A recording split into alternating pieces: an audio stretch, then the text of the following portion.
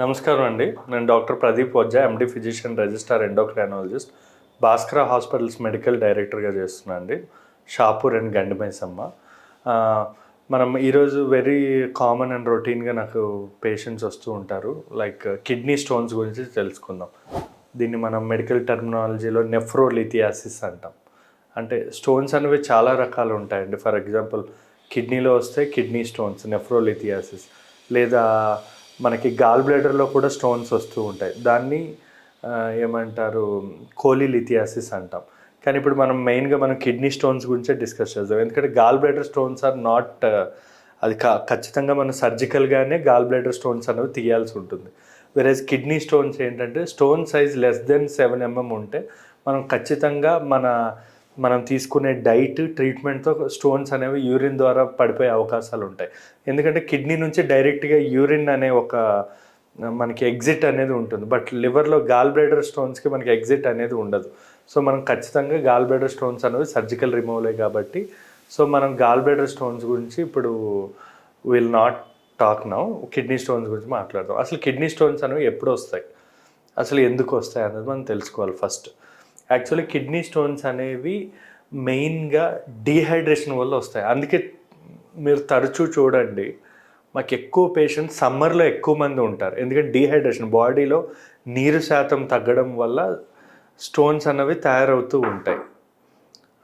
So ఇట్లా అనమాట. ఇప్పుడు మనం డీహైడ్రేషనే కాకుండా కొన్ని అదర్ కారణాలు, లైక్ మనం రోజుకి మినిమం 3 నుంచి 4 లీటర్ల వాటర్ తీసుకోవాలి. ఆ వాటర్ తీసుకోకపోవడం వల్ల కూడా కిడ్నీ స్టోన్స్ అనేవి వచ్చే అవకాశం ఉంటుంది.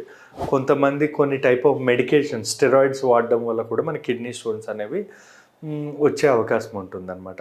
సో మనం అసలు ఈ స్టోన్స్ అనేవి ఎలా తయారవుతాయి అంటే ముందు మనం ఫిజియాలజీ తెలుసుకోవాలి. ఫిజియాలజీ అంటే ఏంటంటే మన బ్లడ్, రక్తంలో సోడియం, కాల్షియం, పొటాషియం, ఆక్సలేట్స్ అనేవి మన బ్లడ్లో కానీ మన బ్లడ్లో ఉంటాయన్నమాట. సో అవి ఉండాల్సిన దానికంటే ఎక్కువ ఉండడం వల్ల అవి ఏమవుతాయి అంటే అవన్నీ రాళ్ళలా తయారయ్యి మన కిడ్నీలో ఫామ్ అవుతూ ఉంటాయి అవి. సో మనం ఆ ఫుడ్స్, అవి ఇప్పుడు నేను చెప్పా కదండి, పొటాషియం, సోడియం, ఆక్సలేట్, ఇవన్నీ ఎక్కువ అవ్వకుండా, మనం బాడీలో ఎక్కువ అవ్వకుండా చూసుకోవాలి. అంటే అవి ఫుడ్ ద్వారా వస్తాయి, సరిగా వాటర్ తాగకపోవడం వల్ల వస్తాయి. సో అలా మనం చూసుకొని మనం దానికి తగ్గట్టు ట్రీట్మెంట్ తీసుకుంటే సరిపోతుంది. ఫర్ ఎగ్జాంపుల్ కిడ్నీ స్టోన్ అనేది 7 mm వరకు మనం ట్రీట్మెంట్ అనేది ఇవ్వచ్చు.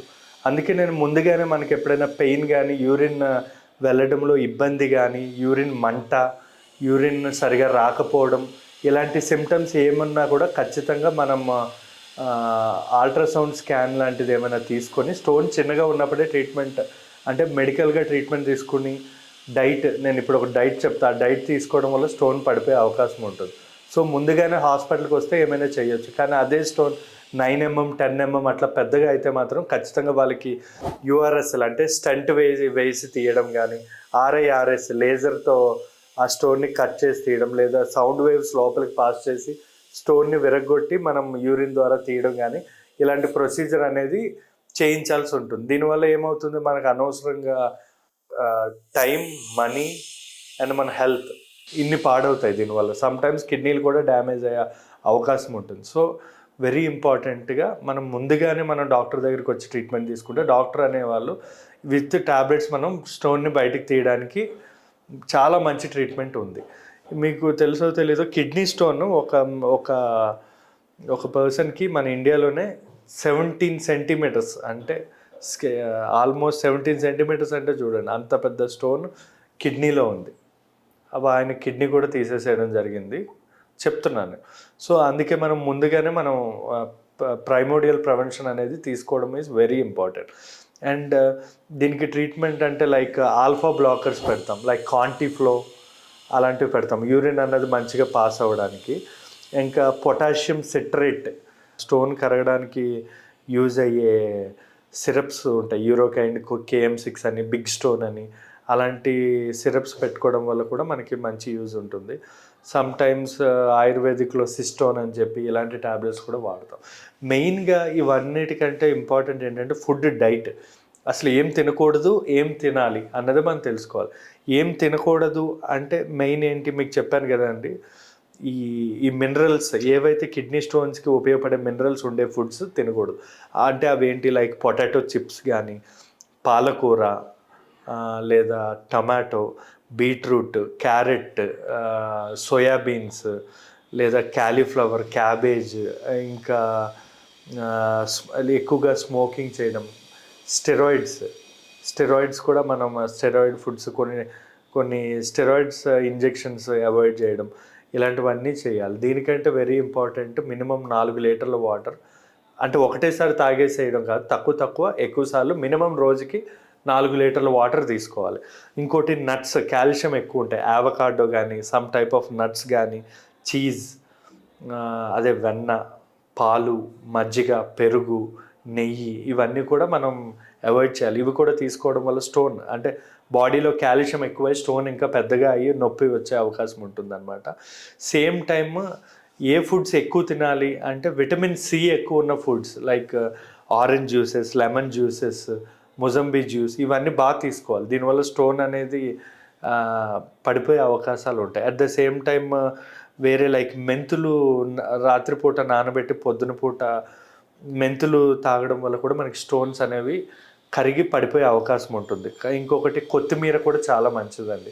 కొత్తిమీర కూడా ఎక్కువ తీసుకోవడం వల్ల కూడా మన స్టోన్స్ అనేవి చిన్నగా అవుతాయి. ఇంకోటి జీరా వాటర్, పొద్దున్న మనం జీరా వాటర్ తీసుకోవడం, ఇలాంటి కొన్ని రెమెడీస్ మనం పాటించడం వల్ల స్టోన్స్ పడిపోతాయి. వీటితో పాటు ఈ డైట్తో పాటు మనం ఆల్కహాల్ అవాయిడ్ చేయడం, ఇంకా స్మోకింగ్ అవాయిడ్ చేయడం, junk foods, oil foods, reused oils ఉంటాయి కదా, అవన్నీ అవాయిడ్ చేసి, నేను ఆల్రెడీ ఇందాక డిస్కస్ చేశాను కదా, కాంటిఫ్లో లేదా యూరోకైడ్ KM6 కానీ, లేదా సిస్టోన్ ట్యాబ్లెట్స్, ఇలాంటి ట్యాబ్లెట్స్ కొన్ని తీసుకొని మనం కిడ్నీ స్టోన్స్ని ఎలిమినేట్ చేయొచ్చు. At the same time some times ఏంటంటే కిడ్నీ స్టోన్స్ వల్ల కిడ్నీలో వాటర్ వచ్చి పెయిన్ రావడం, లేదా దాన్ని వదిలేస్తే వాటర్ కాస్త పయోనెఫ్రోసిస్ అంటాం, చీము కూడా కిడ్నీలు పట్టే అవకాశం ఉంటుంది. ఒకవేళ అలాంటి కండిషన్స్లో కొన్ని యాంటీబయాటిక్స్ పెట్టుకోవాల్సి ఉంటుంది, లేదా యూరిన్ నుంచి స్టంట్ వేసి ఆ పస్ అనేది తీసి తర్వాత మనం నెక్స్ట్ ఫర్దర్ ప్రొసీజర్ అనేది మనం తర్వాత చేసుకోవాల్సి ఉంటుందండి. Thank you.